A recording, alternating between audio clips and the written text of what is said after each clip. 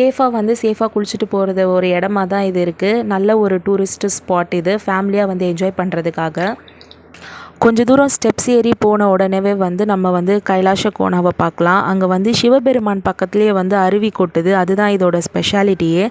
இன்னொன்று என்னென்னா, வருஷத்தில் 365 நாளும் இங்கே வந்து தண்ணி கொட்டிகிட்டே இருக்கும்.